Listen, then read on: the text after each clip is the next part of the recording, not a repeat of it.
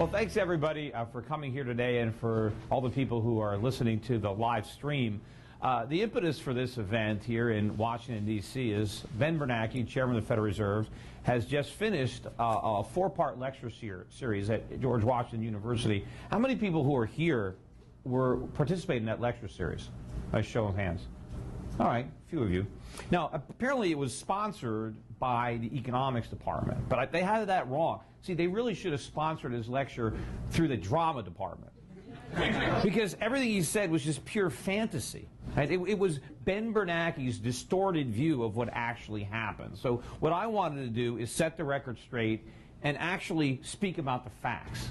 Not only the facts of the financial crisis and the Fed's key role in causing it and inflating the housing bubble, but go back to the beginning, the Federal Reserve's formation, because Ben Bernanke basically presented a completely revisionist view of history, not only recent history that we just lived through, but the history of the formation of the Fed and, most importantly, the Great Depression. And an interesting thing is Ben Bernanke fancies himself as a student of the Great Depression. But based on his presentation, if he was my student, he would have gotten an F. He doesn't understand anything about the Great Depression, and he doesn't understand anything about the financial crisis or the depression that either we're in or we're heading for. So what I want to do is I want to start off where Bernanke, I got a bunch of his slides, not all of his slides, because there's too many. We can't get them all into an hour. So we picked up some of the slides, and I'm going to put those slides up here and then just comment on them. And when I'm finished with all the slides, I'll talk about whatever I couldn't address with the slides until, you know, the hour was up. So he started off by talking about why do we have a central bank and why was it created. Of course, it was created in 1913, and according to Ben Bernanke, we needed this Federal Reserve because before the Federal Reserve, we didn't have any stability in the banking system. We had constant booms and busts, and he talked about some of the more famous panics that happened in the 19th century. And he said that we needed the Federal Reserve in order to do this. In fact, he talked about the banks as inherently being unstable in that they could be subjected to a run, because banks would take in deposits and they would loan them out. And what might happen to a bank if depositors wanted their money, but they couldn't get it because the banks had loaned it out. And so the whole idea is they'd have this lender of last resort that would be there, and that would make sure we didn't have bank runs and we didn't have all these panics. And so that's why we had the Federal Reserve. Now, what Ben Bernanke really didn't discuss is that the record of stability was better before we had the Fed than with it. In fact, the biggest busts and booms happened with the Federal Reserve, not without the Federal Reserve.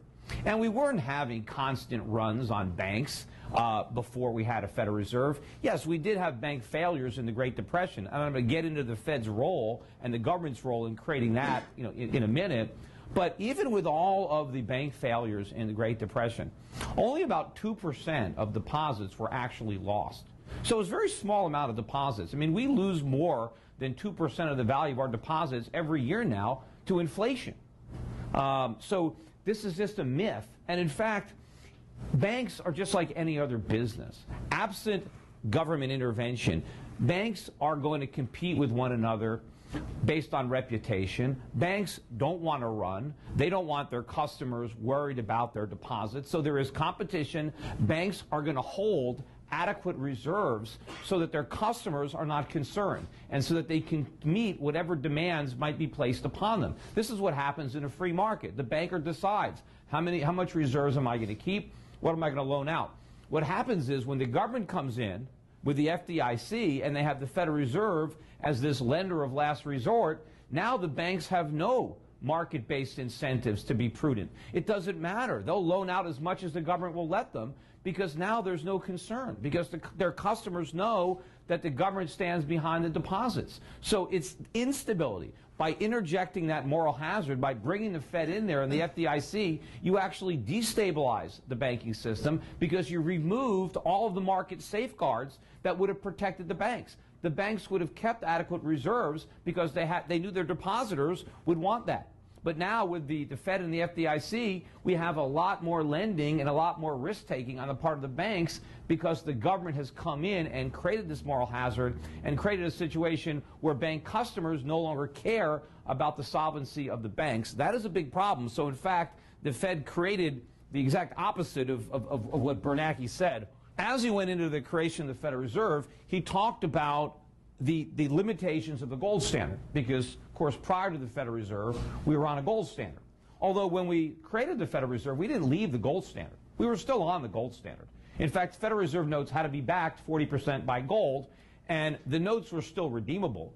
So we were on a gold standard. It's just that we had the Federal Reserve issuing notes backed by gold as opposed to maybe independent banks that were issuing their own notes that were backed by gold. So we didn't leave the gold standard. You can say we modified it a bit. But Ben Bernanke was very critical of the gold standard. And his main criticism was that it took away the flexibility of government and bankers to try to micromanage the economy from Washington. Well, that's not what's wrong with it. That's its greatest virtue, is that it stops people from like Ben Bernanke or Alan Greenspan from destroying the economy. The whole idea that central bankers know more than the free market, that they know what interest rates should be. We have interest rates in America that are not set by the free market. In a gold standard, interest rates are set in the market. In the system we have now, we have central planners, like in the old Politburo in the Soviet Union, that sit around and try to guess what the appropriate rate of interest should be. And then they set that rate. And that's what we do now. And where does Bernanke have interest rates set? He's price fixed them at practically zero. The biggest problem with the U.S. economy is that interest rates are too low. The Fed is distorting the economy with these low interest rates. None of this would happen under a gold standard. We'd get the right interest rate because the price would be set in the free market. And you know that interest rates are too low because nobody is saving. We have all this debt and we have no savings because rates are too low. The market would bring rates up. Higher rates would encourage savings, would discourage borrowing and consumption, and we go back into equilibrium. But the Federal Reserve is there. If the gold standard was there, this couldn't happen. Another problem is with the deficits. Gold limits the ability of the government to spend beyond its means. But with the Federal Reserve, that's going to buy up government bonds and monetize the debt. Now they call it QE, but this allows the government to be fiscally irresponsible. Gold would rein in excess government spending. But with the Federal Reserve, there is nothing to rein in excess government spending, and that's why the government is able to spend so much. So it was the strengths of gold that Bernanke is actually criticizing, because Bernanke wants that power. He actually believes, and based on the evidence, I don't know how he can believe this, because the guy's never got anything right in his life, but somehow he thinks he's so much smarter. And so he thinks we're better off letting him make all these decisions than letting these decisions be made in the free market with real money, which was gold. And of course, we were in the gold standard. The founding fathers put us on the gold standard. And we really stayed on the gold standard in one form or another all the way until 1971. So to say that we went off the gold standard when we brought the Federal Reserve in is not the case. But we certainly changed it a bit. So here's where now he gets into the Great Depression. Okay, and this is where Ben Bernanke really goes off the deep end in his historical account of the Great Depression. But before I even talk about the Great Depression, I want to talk about the depression that Bernanke didn't even mention because it doesn't fit into his narrative. And that's the one we had in 1920. Now, a lot of people don't know about this depression because it was over very quickly. But it began for the same reasons that the Depression of 1929 began. Right? We had a stock market that collapsed. In 1920, stock market dropped by about 40% in 1 year, the Dow. The GDP collapsed by 17% in a single year, 17%. And unemployment skyrocketed from 4% to 12% in 1 year. And why did this happen? Well, World War I started in 1917. The Federal Reserve was created in 1913. When we entered the war, of course, no, the war didn't start in 1917. That's when we entered it.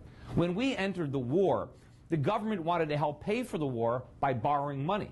And it wanted to borrow from the Fed. But there was a problem. You see, the original Federal Reserve Act, it prohibited the Federal Reserve from owning any U.S. treasuries. And that made a lot of sense because they didn't want the Federal Reserve to own treasuries because they didn't want it to be an engine of inflation. They didn't want the Federal Reserve to lend money to the government or buy government bonds. So it wasn't allowed to do it. So they went in and they amended the act to allow for it, which shows you how dangerous this was. It was, you know, like classic, you get the camel's nose under the tent. So they put it in with that restriction, and then a few years later, they took it away. And it's also an interesting bit of trivia. When they did that, that's when they first came up with the idea of the debt ceiling. Now, we're always talking about the debt ceiling now. Well, that's when it started. When the Federal Reserve was given the power to buy bonds, Treasury bonds, people were concerned. Well, this could be very dangerous. This could really lead to a lot of debt. So they decided to put a limit on how much debt the Treasury could have, now that they made it easier for the Treasury to borrow. Of course, the problem was you could raise the ceiling, which they've done every time they've gone near it. But so we amended the Federal Reserve Act, and the Federal Reserve bought a bunch of treasuries. And how did they do that? They printed money. So the monetary spigots were opened up at that time, and it destabilized, you know, to cheap money. When the war ended, they turned the spigots off. And then we had a bust. We had a little boom created by the Fed, and then we had a bust. And in fact, before I even talk about this, I want to just spend a few minutes on the business cycle, because this is another thing that Ben Bernanke doesn't understand. The recessions are not the problems. The booms are the problems. The recessions are the cures. See, the government creates a phony boom by keeping interest rates too low, by creating too much money. And you get a misallocation of resources, land, labor, and capital. And what happens is you have malinvestments, you make mistakes. And then eventually the bubble bursts and you have a recession, and that is the time where the market is trying to fix the mistakes that were made during the boom. The problem is when the Fed looks at the recession, it doesn't see that as the cure, it sees that as the problem, and it tries to cure it with more of the same monetary stimulus that created the prior boom. And so it interferes with the market's attempt to restructure the economy, and it makes bigger problems. And we're going to get into that later in this discussion. But so I'm going to go back to the 1920s. So the Fed turns off the monetary spigots, and we get this huge collapse. Stock market crashes, GDP crashes, unemployment skyrockets. And the president, Warren Harding, okay, what are we going to do? Well, he had a Secretary of Commerce, Herbert Hoover. Herbert Hoover was like, oh no, this is terrible. We need massive government stimulus. Now, he probably didn't use the word stimulus, but that's what he would have said today. He said the government needs to intervene. We need to stimulate the economy. The government has to help. We can't go through this. This is such a bad downturn. We can't let the market do this. We need decisive intervention by the government. And Harding was, no, we don't need that. We need the opposite. And what did Harding do in response to this downturn? He slashed government spending. Despite this huge decline, 17% drop in GDP, 12% unemployment, he cut government spending, right? The exact opposite of what the Keynesians say you have to do. And what did the Fed do? Absolutely nothing. The Fed didn't cut rates, it didn't ease. And what happened as a result of doing nothing? Well, within a year, the unemployment rate was cut in half. In 2 years, it was below 3%. It went from 12% to under 3% in 2 years. The stock market fully recovered everything it lost. Problem solved. The government didn't do a thing. Now, let's talk about the depression that Ben Bernanke wants to talk about. And of course, it's also important to note that this happened with the Fed. This huge decline happened with the Fed, not before. But now let's talk about the next depression. The crash, 1929. But also, I got to talk about one thing that Ben Bernanke didn't talk about. He talked about the crash in the stock market and the Great Depression, but he didn't talk about why we had a crash. Well, the reason we had a crash is because we had a phony boom that preceded that crash. And why did we have that? Well, that was because of the Federal Reserve. The Federal Reserve had interest rates too low for the second half of the 1920s, and they printed too much money. Now, why did they do that? Well, first, there was a little bit of an economic downturn in 1927 that the Fed wanted to, lean against with stimulus. So they tried to fight a contraction with cheap money. That's a very familiar story now. But also, you had a problem in the UK where there was a run on the British pound. The British were losing gold. They were on a gold standard too, and they had their interest rates too low. As a result, they were losing gold to the United States. People were getting out of the pound of the dollar. And so in order to make the dollar less attractive relative to the pound, they flooded the market with liquidity to try to drive down U.S. rates to try to stop the drain of gold out of Britain. And all of that liquidity went right into the stock market. And you look at a chart, look at stocks, and I actually have, in fact, I have this chart here somewhere. But you know what? I don't want to fast forward it because I want to talk about something first. I'll show you that chart when I get to it. But the stock market just took off, right? Now, in late 1928, Benjamin Strong, who was the head of the New York branch of the Federal Reserve, died. And he was the big proponent of this cheap money. He was buddies with a guy over there in the UK. And so when he died, the Federal Reserve recognized that there's this huge bubble. They made a big mistake, and they raised rates, which was what they should have done. And then the stock market bubble burst in 1929, just like it did, just like this, and the stock dropped sharply, you know, and we started a depression, just like the depression in 1920. Except this time it's different. This time the Secretary of Commerce, Herbert Hoover, is now the president. And now he can do all the things that he wanted to do in 1920, but that Warren Harding was smart enough not to let him do. Here is a quote, a famous quote from Andrew Mellon, who was the Secretary of Treasury under Hoover. Liquidate labor, liquidate stocks, liquidate the farmers, liquidate real estate, right? Liquidationist theory, right? Now, Ben Bernanke is presenting this as if that is what we did. But this is exactly what we did not do. This is what Andrew Mellon wanted Hoover to do, and Hoover said no. And Hoover, against that advice, was the most interventionist president in history.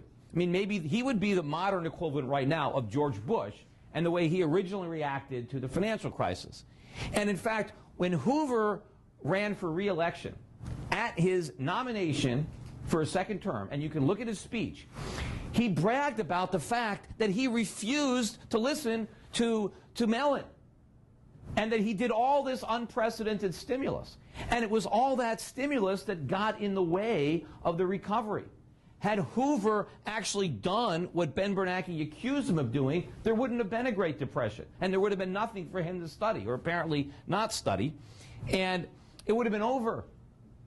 And the interesting thing is, and this is where the parallels really get big, Roosevelt ran against Hoover because he was spending too much. He said, elect me and I'll balance the budget. He promised change. He said, this guy Hoover is a reckless spender. He's running up the deficits. Elect me and I'm going to cut spending and balance the budget. That is how Roosevelt ran, right? Like Obama, change. But when he won, what did he do? He took Hoover's policies and called it the New Deal and expanded them. He took the exact same policies and made them bigger, right? Which is what Obama has done. He's taken Bush's policies and just expanded them.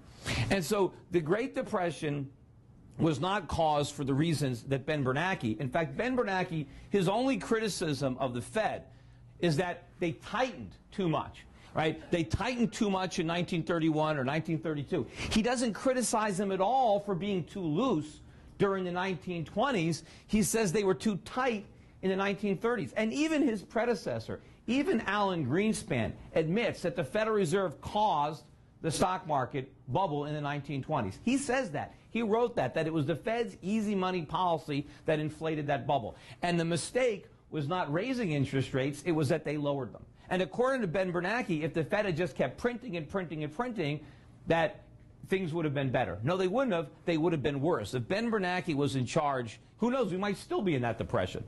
But his policy prescription is the exact opposite. And he didn't learn any lessons at all from the Great Depression. That's why he's repeating all these mistakes.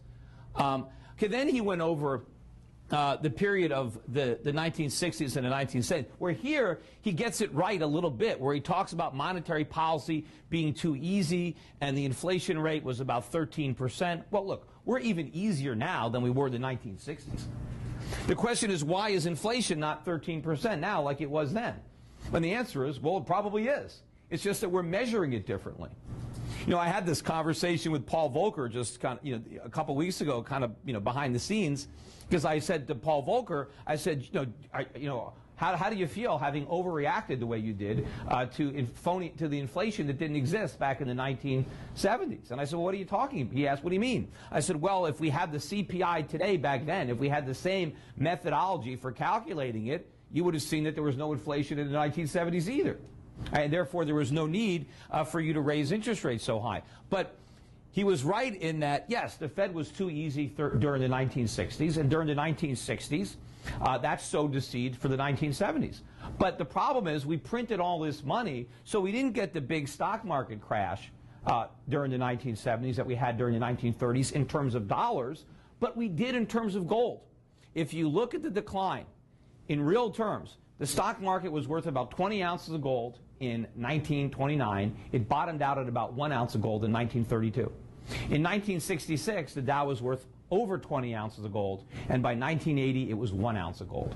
So we had the same collapse. It just happened in gold terms, not paper terms, because the Federal Reserve printed so much money, which is the reason that prices rose so much during that period of time. That's why oil prices went from $3 a barrel to $30 a barrel, and that's why oil prices are rising today. It's not because of Iran, it's because of the Fed. It's because the Fed is printing up all this money. The price of oil is going up in dollars. It's not going down in terms of real money. You know, you can still buy a gallon of gasoline for less money than it cost in the 1950s. In the 1950s, you can buy a gallon of gasoline for a quarter. Today, you can buy a gallon of gasoline. It costs less than a quarter. But you have to have the same quarter. You have to have a quarter made of silver. So he was a little bit more accurate about this period of time.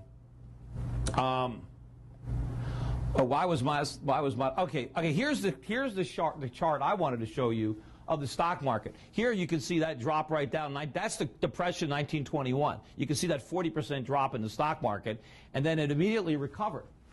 And if you look at the big ballistic move in the stock market in the late, like 1927 on, that's all that money, all that cheap money that the Fed put into the system sends stocks up into the stratosphere. And then when they took the cheap money away, the market collapsed.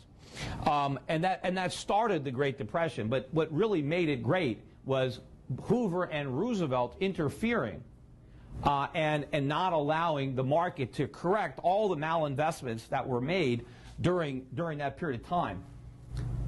All right, now to go from the sublime to the ridiculous, it's Ben Bernanke's discussion of the housing bubble. All right, now Ben Bernanke, is talking about the housing bubble. And according to Ben Bernanke, and you can see, you know, the chart of housing prices where they go ballistic. And maybe it's in the later slide, but I'm just going to talk about it and I'll show you the slides. Ben Bernanke says that there are some people out there who believe, for some crazy reason, that the Fed's low interest rate had something to do with the housing bubble. Right? Now, of course, I don't think the Fed had something to do with the housing bubble. I mean, if the housing bubble was a baby, the Fed fathered it and raised it and nurtured it. I mean, the Fed created it, right? It wasn't that they had something to do with it. They had everything to do with it. Now, Ben Bernanke claims that all the evidence shows that the Fed's policies had nothing to do with the housing bubble. Well, I don't know what evidence he's looking at, right? But all the evidence shows the opposite. See, according to the Federal Reserve, the Fed had nothing to do with the housing bubble. Now, before I even discuss point by point his ridiculous arguments, think about the Fed's credibility on the housing bubble. In 2004, right, this is pretty serious into the bubble. In 2004, the Federal Reserve Bank of New York put out an intricate, detailed study because they wanted to study whether or not there was a housing bubble. So they put out a huge study, and they came back, and the conclusion of the Federal Reserve was there is no evidence of a housing bubble.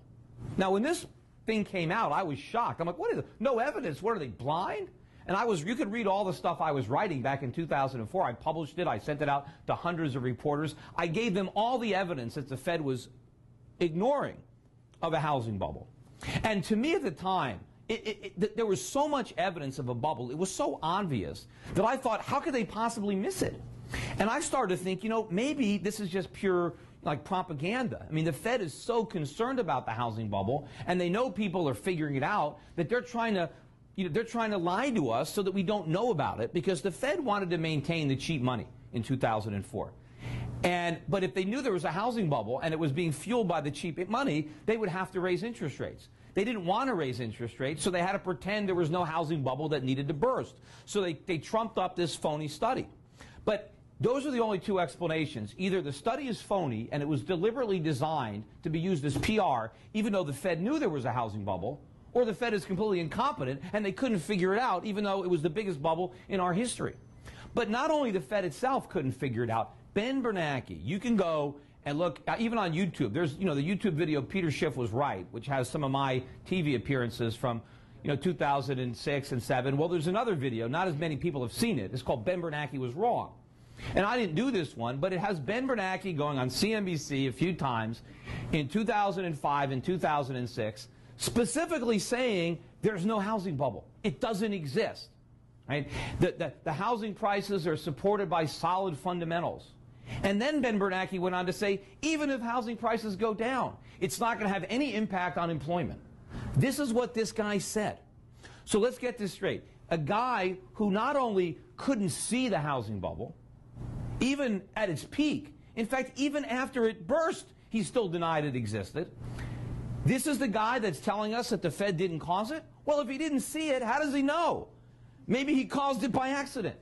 Right? He obviously doesn't understand it unless he's lying about it. And of course, if he's lying, then he has no credibility anyway, because he's just saying it. But if he actually believes what he's saying, well, how can we trust him? He obviously has a lousy track record. In fact, the guy knows so little about the housing market that even after the subprime crisis hit, what did Ben Bernanke say? Don't worry about it. It's contained. It's contained to subprime. He still didn't get it, even that late in the game, with all the evidence. He was completely clueless. I mean, either that or he was just giving out disinformation. But either he has no credibility or he has no competence. You got to figure out which one it is.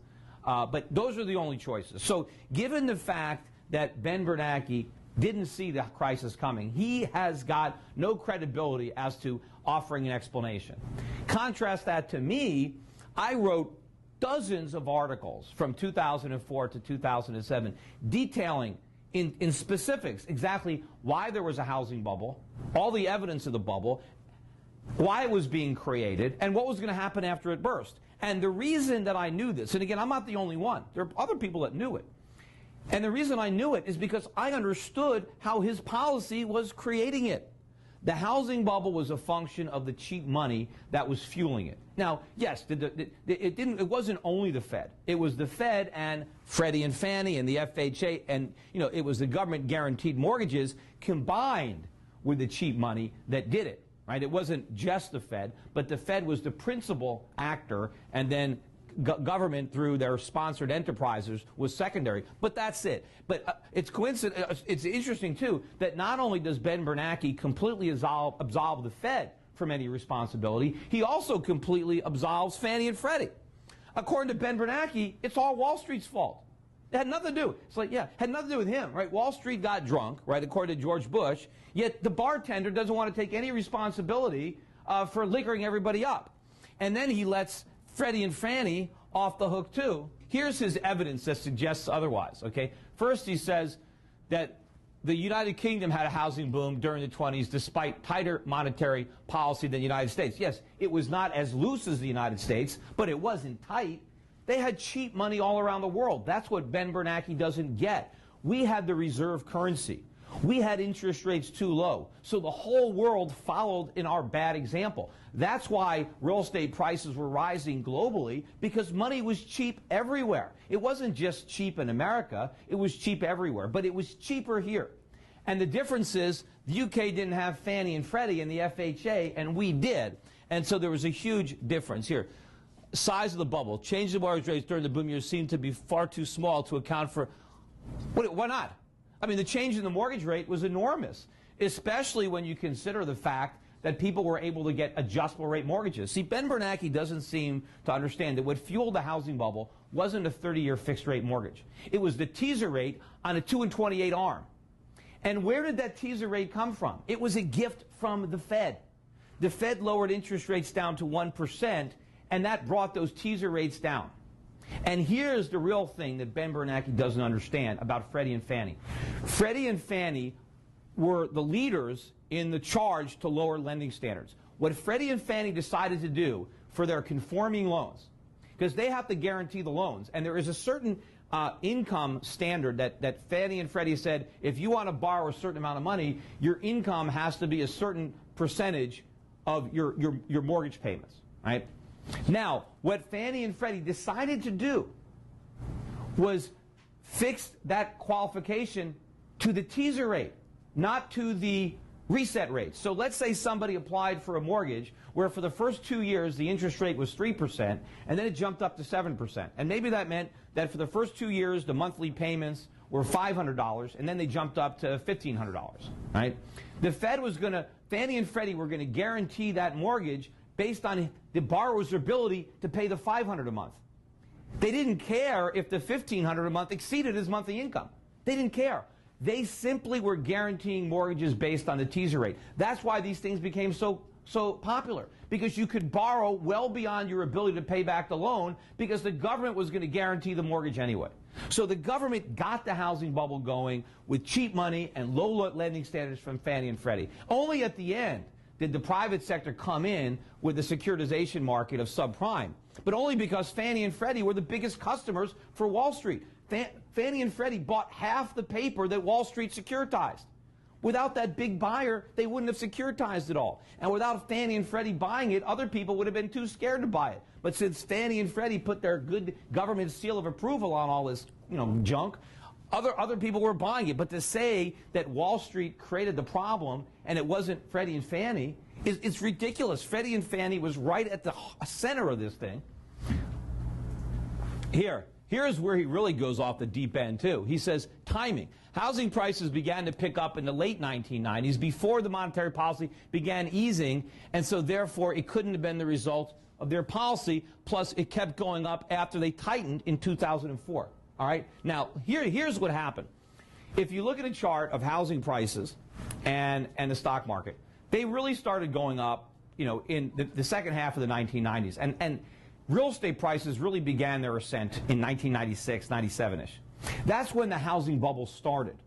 But it's not as if the cheap money policies started in 2001.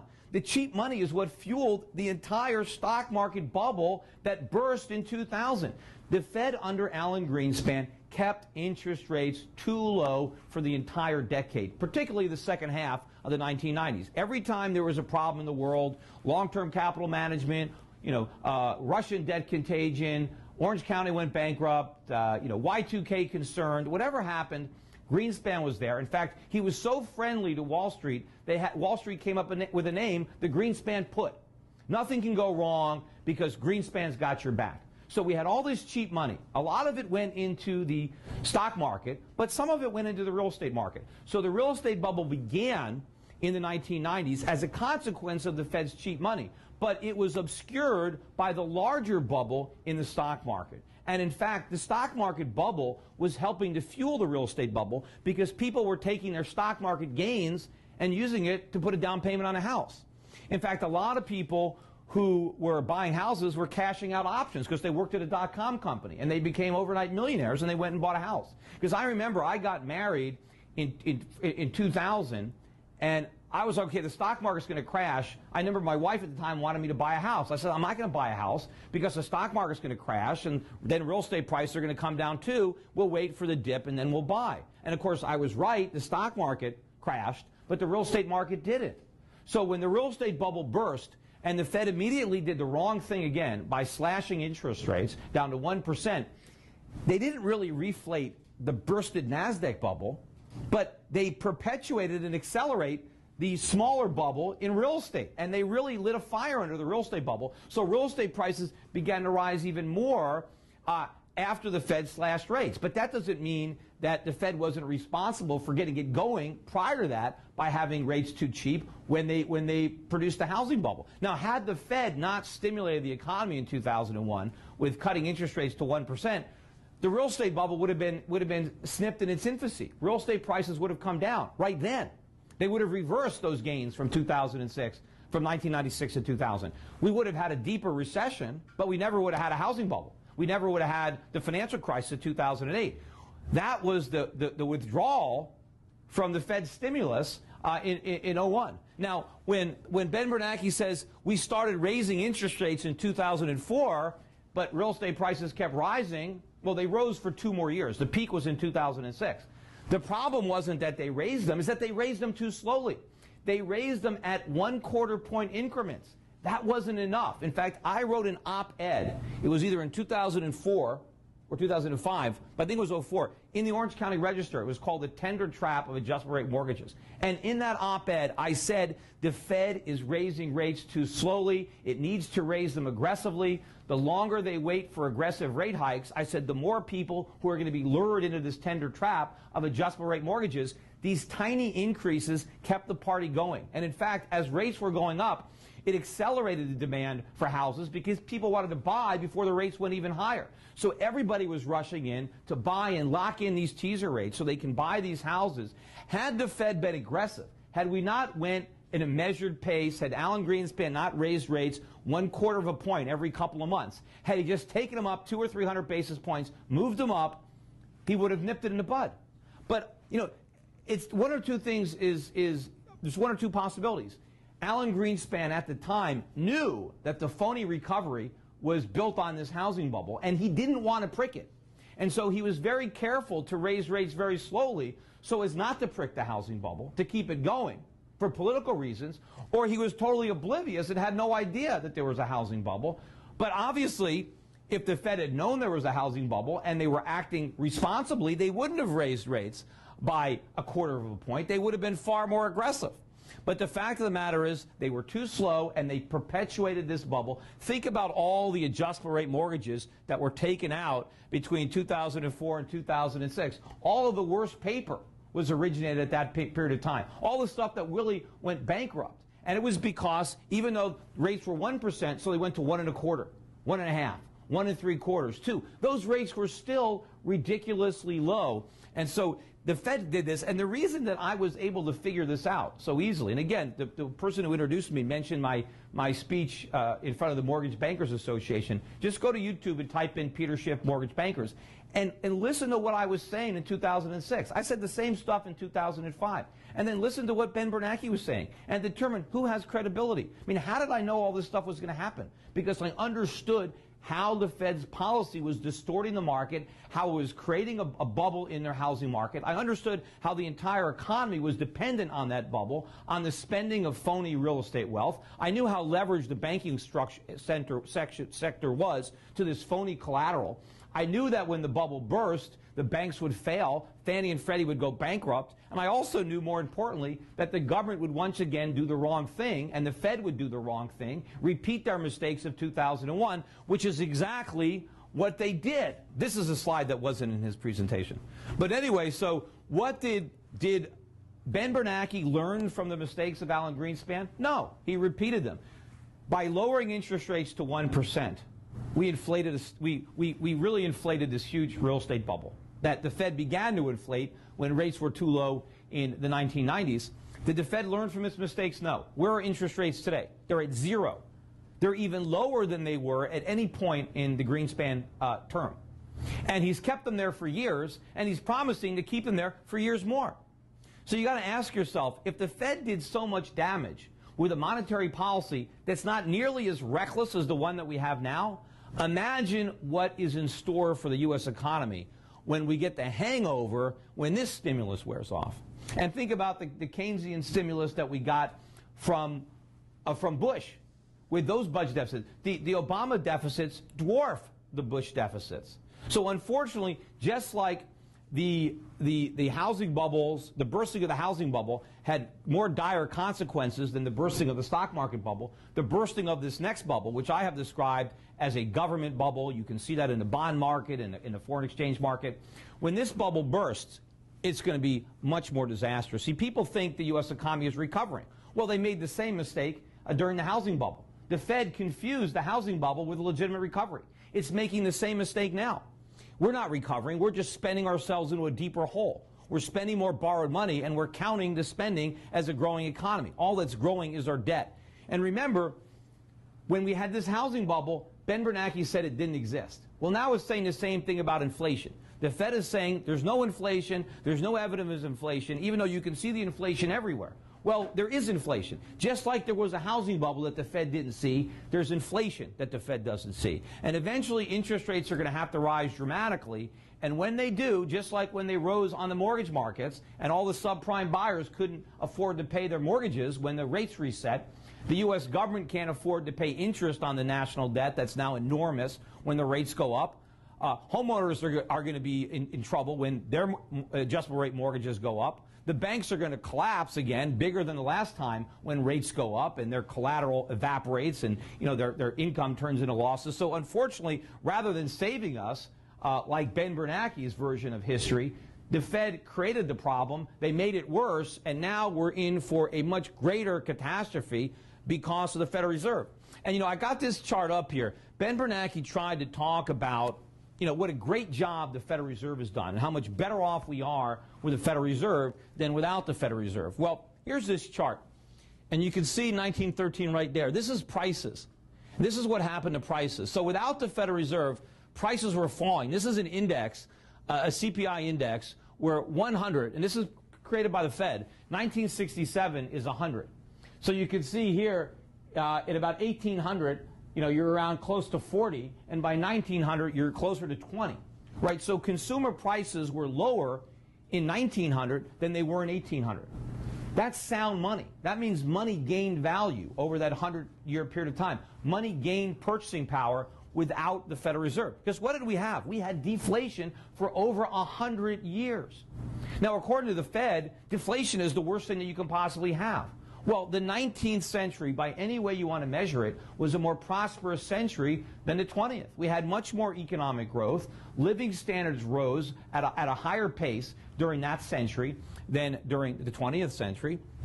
And it happened with a gold standard, without a central bank, and it happened with deflation. Now, again, the government thinks deflation is some kind of pestilence that they've got to protect us from. It's not. It is the reward for capitalism. It is the way the average man benefits from capitalism, is that the cost of living goes down and his standard of living goes up. See, the government makes these phony arguments. They say, well, if we have deflation, nobody will buy anything because prices will be falling, and so the whole economy will seize up because people will be waiting for lower prices, and so nobody will buy.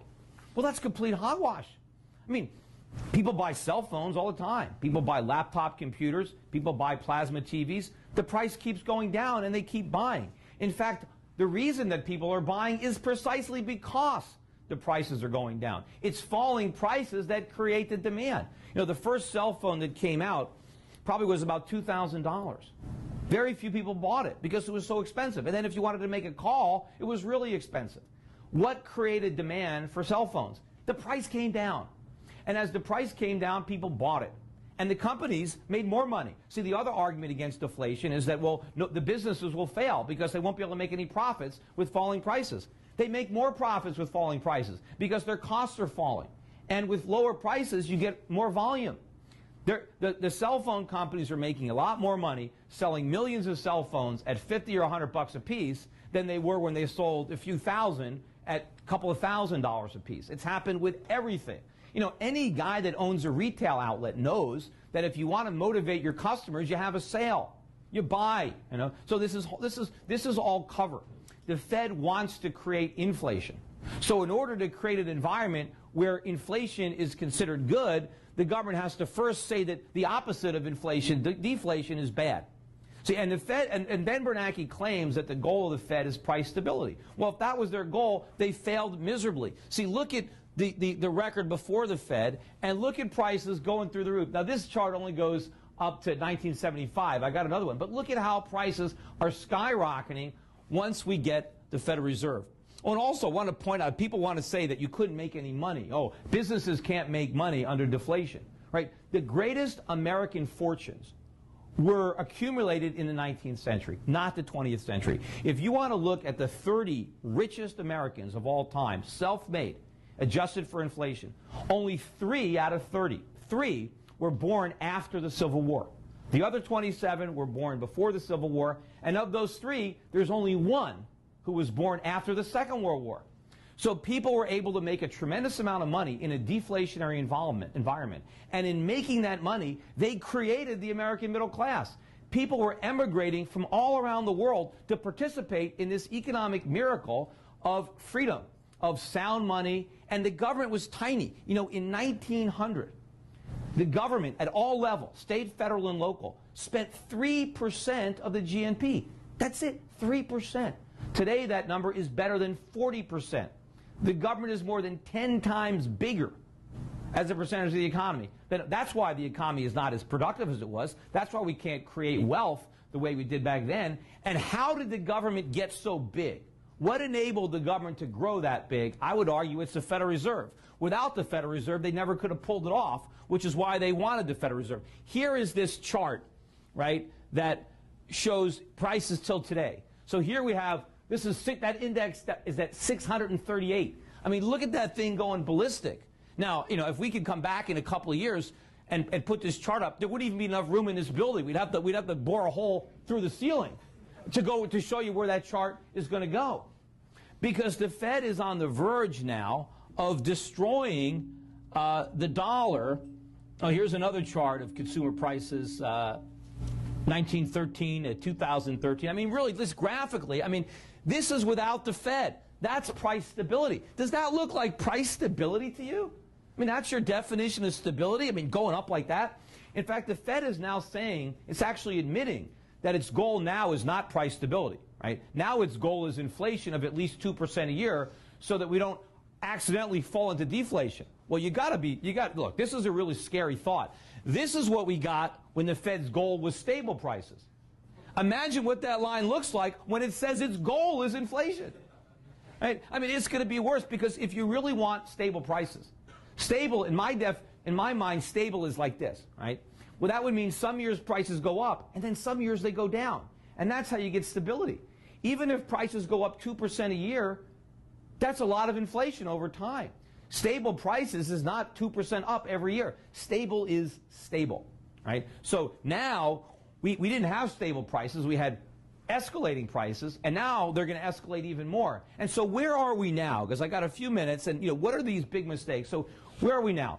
The Fed has got interest rates at 0. It is ignoring all of the damage being done structurally to the U.S. economy, just like you ignored the housing bubble. The trade deficit is once again skyrocketing. Current account deficit, government deficits are exploding, and the Fed is sitting there with its foot on the gas, monetizing all this debt, because the Fed is afraid to allow the economy to restructure because of the short-term pain that would involve.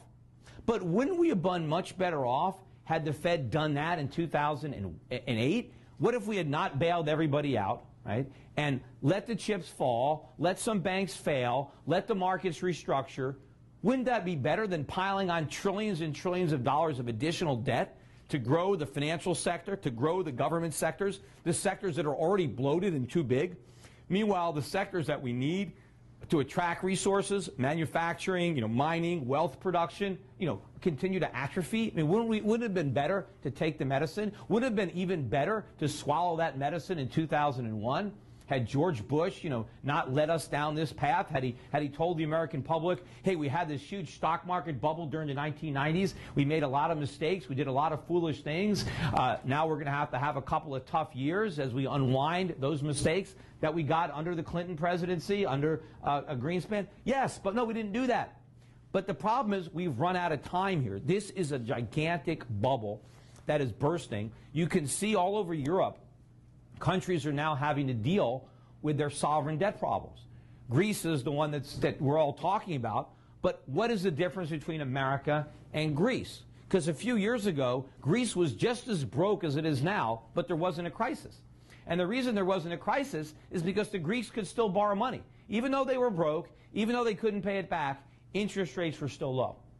At some point, Greece's creditors got nervous and they didn't want to keep lending, and that's when it hit the fan. Well, the same thing is here. We're just as broke. We can't pay our bills either. Right? That's why the Fed has to keep interest rates really low. Because if the Fed lets interest rates go up, then just like Greece, we have to default. We have to restructure. The U.S. government cannot afford to keep its commitments if rates go up. So the Fed keeps them down to prop up the government, to prop up the banks, but meanwhile, that makes the problem bigger. It makes the debt bigger, and it means the burden is that much higher when he eventually has to let rates rise, and the longer he waits, the higher the rates are going to have to go, and the bigger the damage. Now, some people will argue, well, we're different than Greece because Greece can't print money and we can. Yeah, that's why it's worse here, because that's what we might do. If we print money instead of defaulting, if the Fed prints money indefinitely because it doesn't want to let interest rates go up, because of the pain that that's going to bring in, then we're going to have a currency crisis. We're going to have potentially hyperinflation, and the dollar will collapse, and Ben Bernanke will have created something far worse than anything that we endured during the Great Depression. And you know, remember, when we embarked on this crazy Keynesian experiment, the government was tiny. On Hoover's last budget was like $4 billion, and I think Roosevelt doubled the size of government to $8 billion. It was still relatively small. And you know, a lot of people say that, well, what really got us out of the Second World War wasn't the New Deal. It was the Second World War. That fighting the war, all that wartime spending is what got us out. It's actually the exact opposite. We got out of the Depression in 1946 when all the wartime spending stopped. Yes, a lot of people got jobs during the war, but they were jobs in the Army. They were jobs in factories making bombs. I mean, these weren't jobs that were producing goods and services that Americans got to enjoy. I mean, time was tough in America during the war. Everything was rationed. You could say that the worst part of the Depression was during the war. It was after the war, when we didn't have to waste all that money on war, on soldiers building bombs, when we had all those resources returned to the private sector, when the government slashed spending.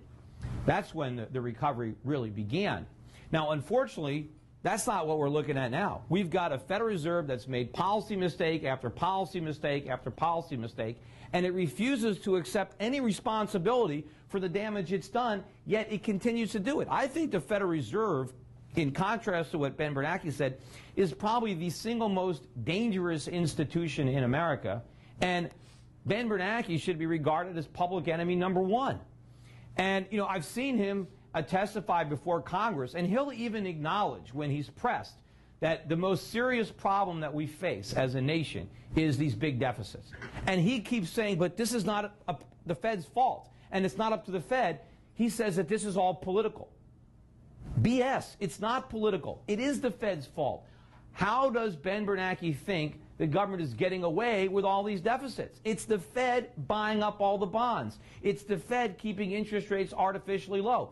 If the Fed wasn't buying any bonds and it wasn't buying any mortgages and it let interest rates go up, the government would have no choice. Spending would have to be slashed. We would have to allow the economy to restructure. The only reason that the politicians are not making the tough choices is because Ben Bernanke gives them an easy way out. But what are the ultimate consequences that we are going to be faced with, right? When the music stops, when the dollar crashes, when the bond market crashes, all of this is going to happen. You know, I just did a debate earlier today on CNN International on this austerity versus stimulus, and people are saying, you know, look at how Europe is suffering with their austerity, and we're doing much better under stimulus. First of all, they might have austerity there, but a lot of it is the wrong kind, and some of it is not austere enough. So I don't want to hold Europe up as the poster boy of what to do right. But they're making fewer mistakes than us. But that misses the point. In the short run, stimulus always feels better, right? If you're a drug addict and you check into rehab, and as soon as you get there, they give you drugs. Well, yeah, I mean, that's great. You're going to have a lot more fun than the rehab center that sticks you in a room and makes you go cold turkey. But a rehab center that's passing out drugs is not going to, you know, rehabilitate anybody. It's not going to have a lot of success in curing drug addiction, right? So that's what we've got, right? And I even got Paul Volcker on that same conference to admit that he thinks, well, yes, Paul Volcker said the problem in the U.S. economy is that we have too much borrowing and too much consumption. He admits that, but then he supports the stimulus because, according to Paul Volcker, well, we need a little more of the hair of the dog that bit us, as if more cheap money and more spending is going to solve the problem. Look, it's like if you're overweight and if you're 300 pounds and the doctor says, look, you weigh too much, you're going to have a heart attack, you need to go on a diet, the solution isn't to first put on another 100 pounds because you don't want to just go cold turkey on all this. And then start losing weight, you know, after you're 100. If you're too fat at 300, it's even worse at 400, and it's going to be even harder to drop the pounds. You got to drop them right now. Yeah, maybe it changes your lifestyle. Maybe you don't like exercising. Maybe you don't like eating salads and all that kind of healthy stuff. You don't want to eat junk food. You want to lie on the couch, but that doesn't get you healthy. And right now, everything we're doing as an economy, thanks to the Federal Reserve, Stimulate. Ben Bernanke, right, one of his brilliant statements, he said in these lectures, the problem is we don't have enough demand. We got too much demand, right? I mean, the old the expression, shop till you drop? We did it. We don't need any more demand. Ben Bernanke said the problem is households are not spending and borrowing as much as they did before the crisis. Of course they're not. They're broke. And the reason we had a crisis was because households were borrowing and spending too much. And why were they doing that? Because the Federal Reserve made it so cheap. That's why. So we don't want to return to the conditions that created the problem. We want to solve those conditions. The only way the economy is going to restructure and have lasting prosperity is if we do the exact opposite of what we did to create the problem. That means we need less spending. We need less borrowing. We need higher interest rates. The sooner the better. We need interest rates to go up, so savings go up, consumption has to go down, we have to invest more, we have to produce more, we have to export more, we have to shrink our trade deficit, we have to shrink our government, we have to repeal all these rules and regulations that are making us uncompetitive. Instead, we are doing the exact opposite of everything we need to do. In fact, if you wanted to create a blueprint to destroy America, all you'd have to do is follow the current plan. And the Federal Reserve is right at the forefront. Anyway, now I know I'm at the exact 1 hour mark. So I want to end my discussion and then open it up to questions from the audience, particularly from people who happen to have heard Ben Bernanke's lecture and who might want to question me about the differences in what we're saying. Yeah. Let's we'll get a microphone here. First, a big round of applause.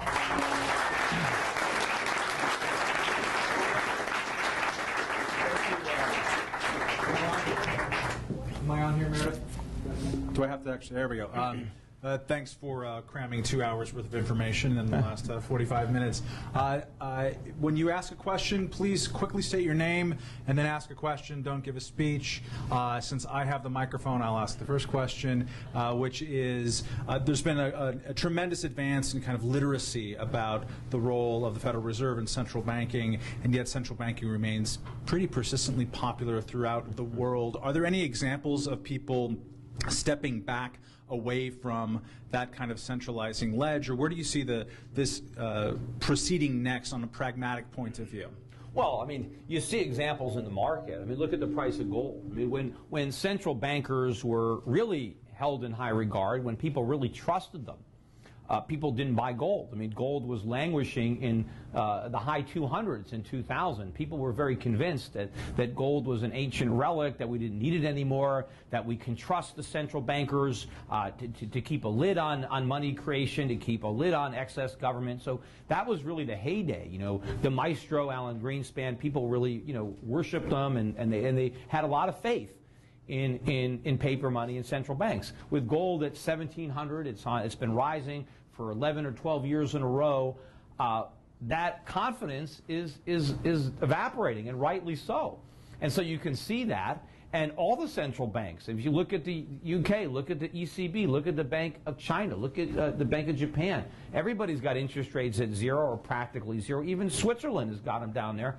And so there's no return on currencies. Everybody is printing money. All these governments are hopelessly in debt. They have two choices, default or inflate. Those are their only two choices, because paying their bills isn't even an option because they can't afford it. So if they're going to, either way, you don't want to own their bonds, because if they default, you don't get your money back. If they inflate, you get your money back, but you don't get your purchasing power back. So people are buying gold. We haven't yet seen it on a national scale where a country has, gone back on a gold standard. I think that's going to happen. I think central banks have gone from selling gold to buying gold. I mean, think about how stupid these central bankers are. What were the central bankers doing in the late 1990s when gold was $250 to $300 an ounce? They were all selling. What a stupid thing for them to have done, to sell their gold at those low prices. So now they're buying it back. But still, if you look at how much gold central banks own as a percentage of the gold that's out there, it's at historically low levels. And if you look at the reserves, the percentage of gold as a reserve relative to currencies, it's tiny.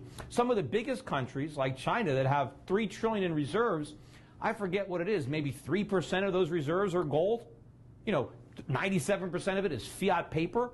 And all these BRIC nations, they're all way under-owned. So they're moving now, and they're moving in that direction to buying gold. You can even see here in the United States, various states are introducing legislation, preparing for an alternative to the dollar, trying to have gold circulate as legal tender within their states. So you can see this. And look at the price of oil. I mean, gasoline prices now, $4 a barrel. These are record highs seasonally. They're going to hit record highs this summer, $5, $6.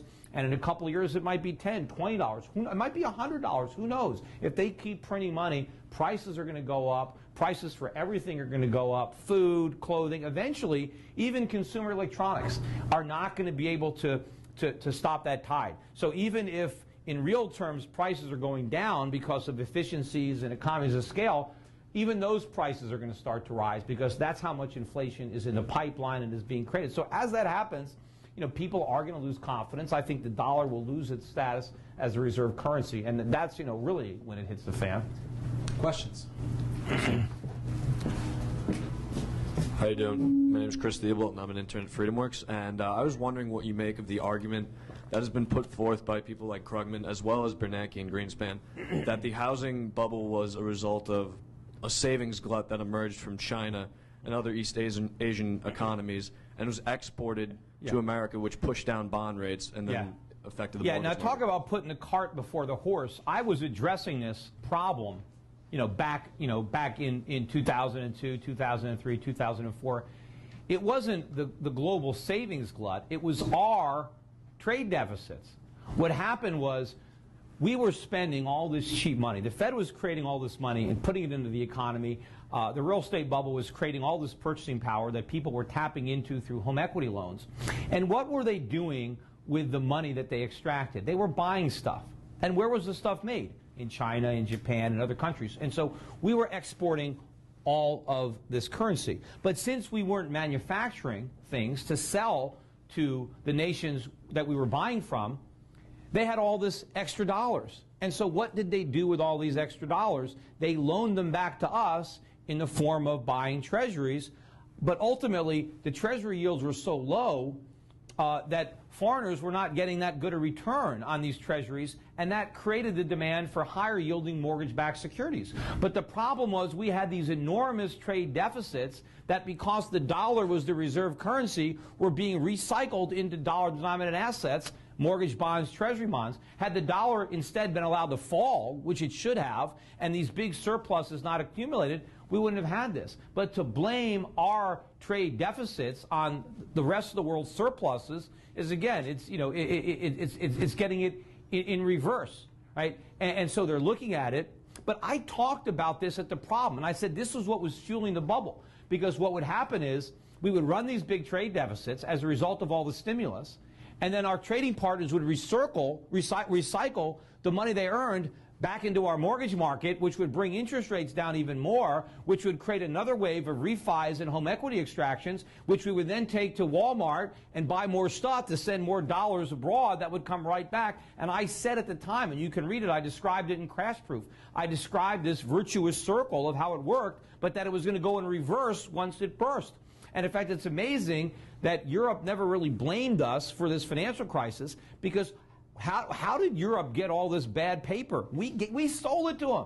We packaged it up and we sold our junk bonds, mortgages, all around the world because we were borrowing money. There was a glut of dollars from our trade surpluses, but if the Fed didn't have interest rates down so low, we wouldn't have been consuming more than we produce. We would have had to save more. Right? We would have had to have produced more. We wouldn't have all these imbalances. So you can say, yes, foreigners are partially to blame for not letting the dollar tank. Right? They should have let the dollar collapse. They should have said, the dollar can't be the reserve currency anymore because it's not backed by gold. You have all these trade deficits, and they should have let the dollar sink. Instead, foreign central banks tried to prop up the dollar, and so to do that, they were buying up all these dollars, and then we were recirculating them back into these bonds. But again, you can't blame it. You can say, yes, they're partially to blame for not letting the dollar tank. But, of course, if they let the dollar tank, then we would have a real crisis in America right now, which we're going to have eventually. And as far as I'm concerned, the sooner the better. I think that foreigners are not helping us by delaying the pain. It's like, a drug pusher giving you, free drugs. Yeah, I mean, you think he's doing you a favor until, all of a sudden you don't get the free drugs anymore. And that's what's happening now. I mean, we're living above our means because of this, but it's going to come to an abrupt end. And it's going to be a very, very painful process to try to restructure this economy after years and years and years of being able to consume based on printing money, because that's going to stop. Yeah. Well, we have one question from the Facebook page before we move back up front, and that is, how do you see the Federal Reserve being phased out of our economy? Well, I don't know if it's going to be phased out. I mean, it's a... But what I think we should do, at least, is return the Federal Reserve to its original mission. Right? Don't let it buy government bonds. Let's bring it back to its initial limited function. Where the Federal Reserve notes are backed 100% by commercial paper and 40% by gold, and let's have real money again and follow the Constitution. But if we do that, maybe we can gradually phase out the Fed. But a lot of people think, how can we go back to a gold standard? And of course, I don't think of it as going backwards to a gold standard. I think it's going forwards to a gold standard, because we went backwards to paper. The founding fathers were forward thinking. They knew that paper money didn't work, and so they were progressive. They put us on a gold standard. We forgot about that, and we reverted to a failed system of fiat money. So we need to advance again to a gold standard. But think about this. We were able to take the country from a gold standard to a fiat standard. We went from a dollar backed by something to a dollar backed by nothing. To me, that seems like a harder transition to make than to go from a dollar backed by nothing to one that's backed by something, right? To something that has real value. It's just not a piece of paper where there's some limit on the ability to just create it out of thin air. So I think it's a transition that's very doable, and that it will ultimately happen. Right now I'm advising people, don't wait for the official return to the gold standard. Buy your gold now, because when we're on a gold standard, it's going to be a lot more expensive. Hello, Mr. Schiff. Yeah. My name is Byron Sanford. If we implemented tax increases and spending cuts, which European countries are doing right now, what negative consequences do you see as a result of that? Well, I see no negative consequences to spending cuts at all. Tax hikes, it would depend on the type of tax hikes that you're envisioning. I mean, I do think that it is better for the government to run on revenue than run on debt, right? So increasing revenue through taxation in general is better than increasing revenue through borrowing or printing. So, but I don't think the problem in America is that the government doesn't collect enough in taxes. I think the problem is that it spends too much. So I want to resolve these imbalances with radical and drastic reductions in government spending. That is the best way to attack the problem. But of course, we need to let interest rates rise too. Until we get higher interest rates, we're never going to get at these real structural imbalances, because it's because of price fixing. We need a market-determined interest rate, not a interest rate that's determined Soviet style, by a central planning division that just picks an interest rate out of the sky. But what's also important when it comes to taxation is that we need to reform the way the government collects taxes. That's a key part.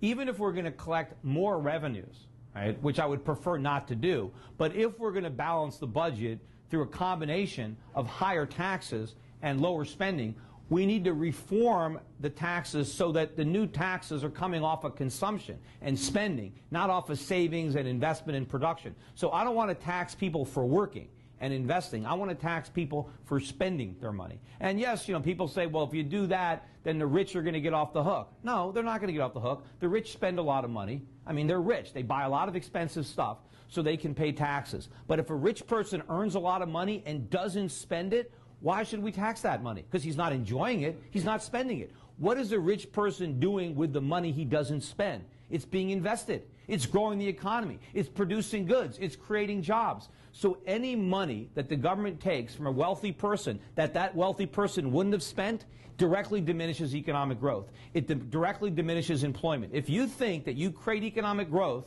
and create jobs by taking money away from entrepreneurs and business and giving it to politicians, right, a government, right, there is no historical evidence that that works. In fact, all the historical evidence is the opposite.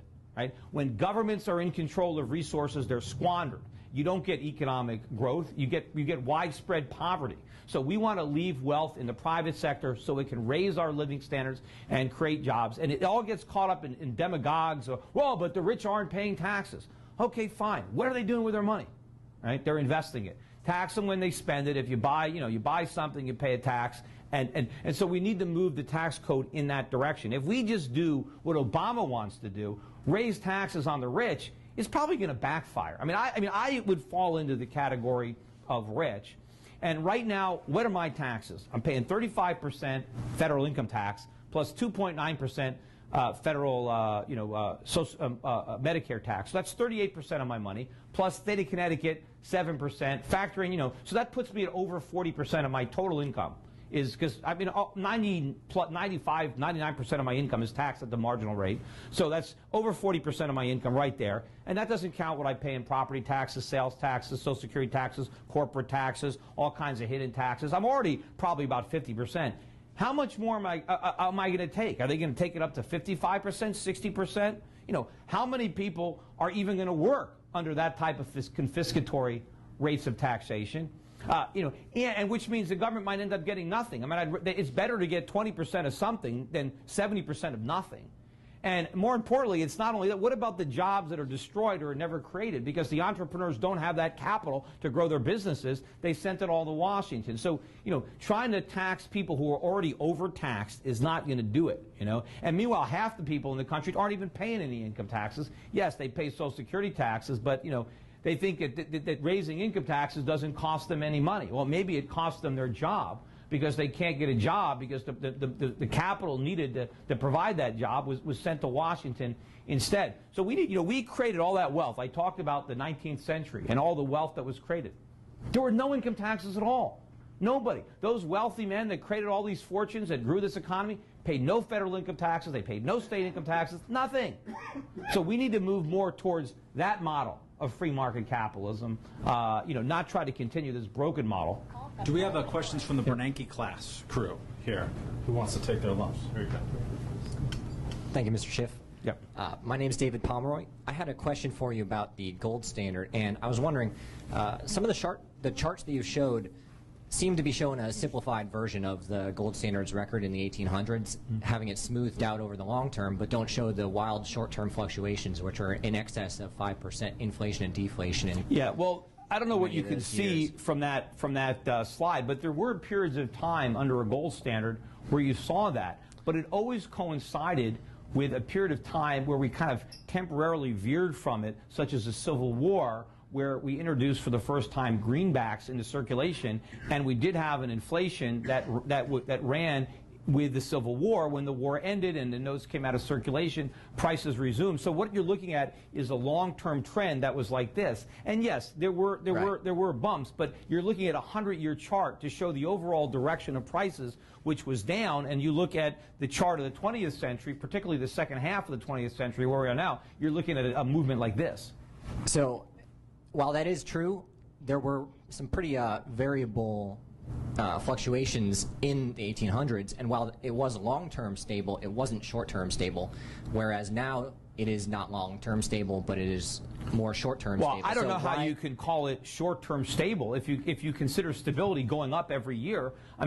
The goal of the short-term Fed, instability that I'm talking about is when it goes up 5% inflation and then down 5% deflation 2 years later. So that's pretty unstable compared to today's standards. I don't know. As far as my I'm question for you concerned, is why are the short-term fluctuations more desirable than the long-term stability of? Well, I don't think we have stability. I don't think creating perpetual inflation gives you stability. And as I said, if you look at the economic experience of the 19th century, look at the increase in living standards, right, during that period of time compared to today, it was much stronger. We produced more economic growth. We raised living standards for more people higher.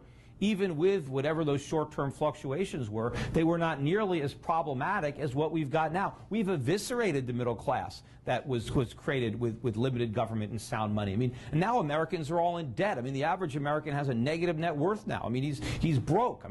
His share of the national debt dwarfs whatever minimal amount he has in savings or in home equity.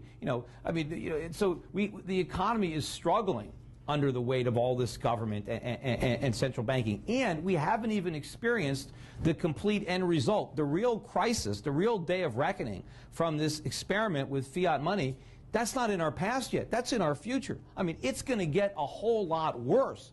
And then a lot of people are going to see exactly the damage that has been done by central bankers and government. Thank you very much for speaking. I think we all got 10 appreciate minutes.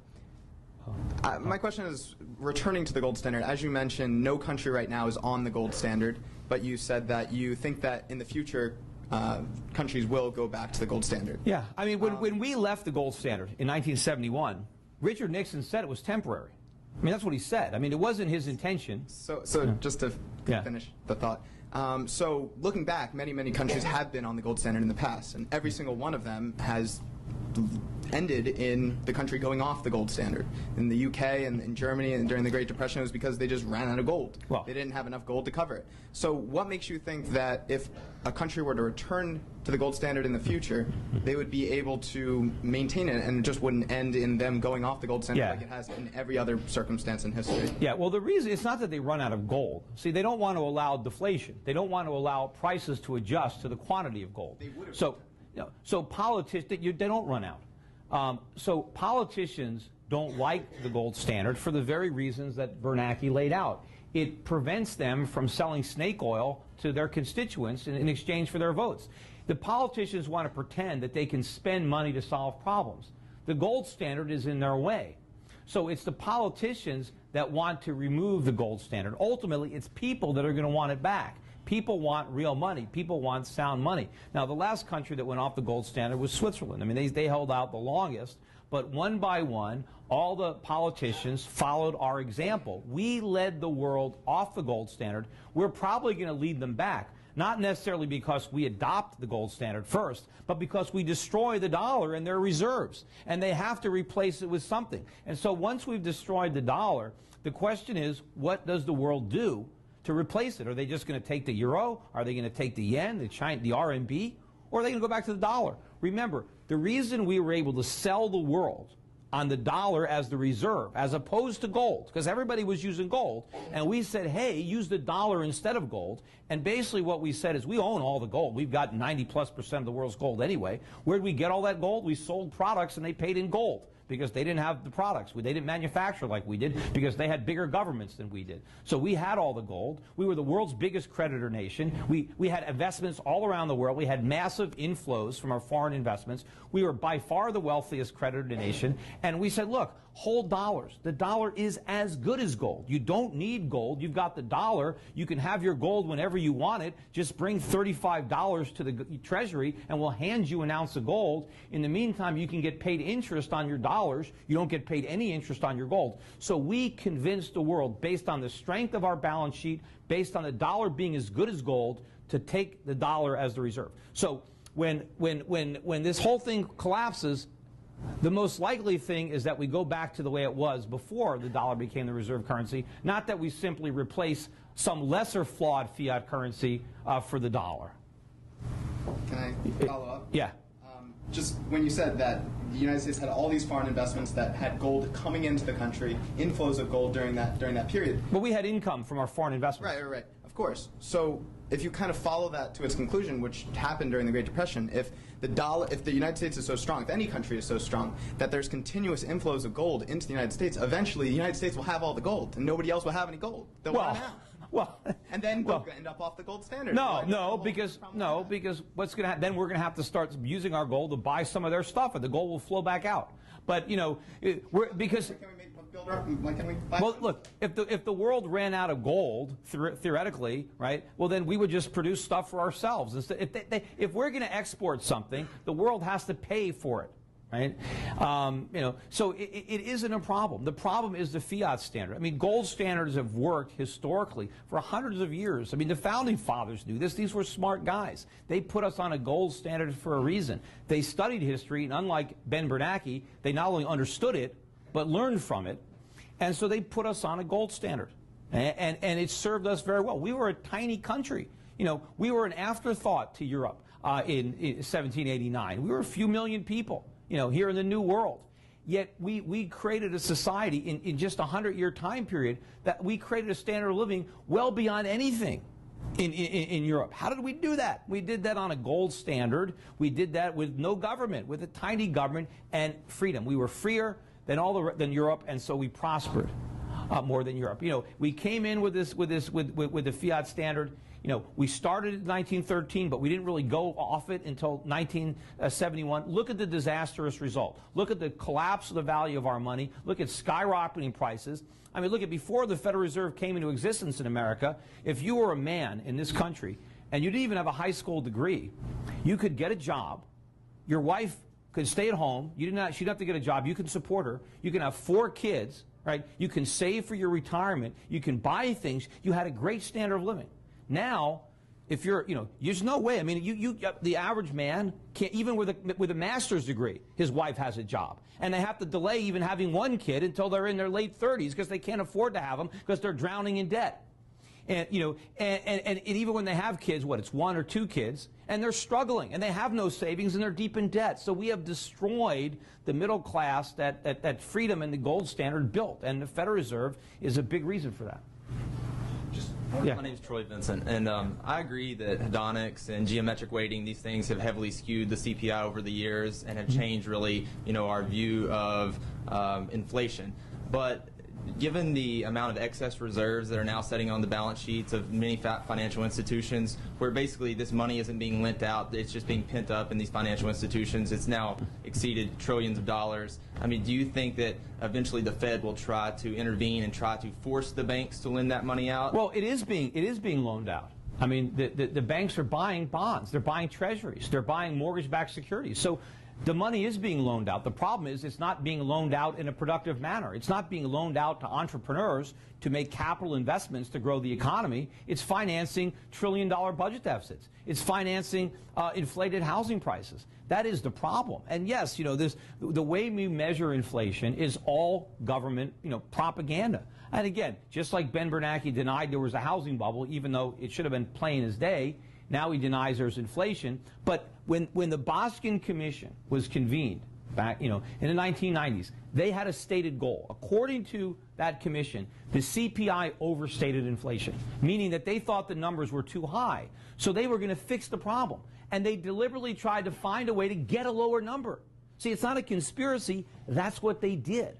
And so they did all kinds of things so that the number would be lower. And now it is lower. But it's not because inflation is lower. It's because we're measuring it differently. And, of course, you know, the Federal Reserve, all they like to look at is, you know, the personal consumption expenditure index, which is the most irrelevant of all, because really what that measures is survival, not the cost of living. It's the cost of surviving. Because there, you know, if the price of steak goes up so much that you can't afford steak anymore, so you buy hamburger instead. But hamburger's also gotten a lot more expensive.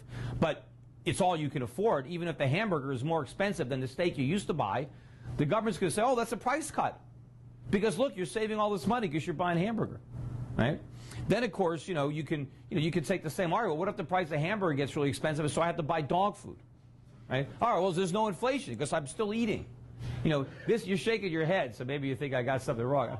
I work for the Bureau of Labor Statistics, so for the CPI actually. So.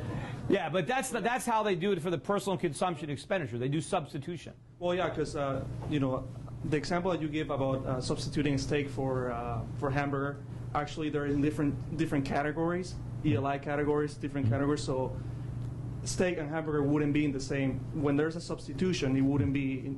But they do substitute. But if the price of something goes up, they'll kick it out and they'll substitute something where the price didn't go up. I mean, the way we do is we have actually people who go into stores and they actually go and look at the item. If the item is not there, they look for another item that goes into that category. And if it fits that category, then we substitute.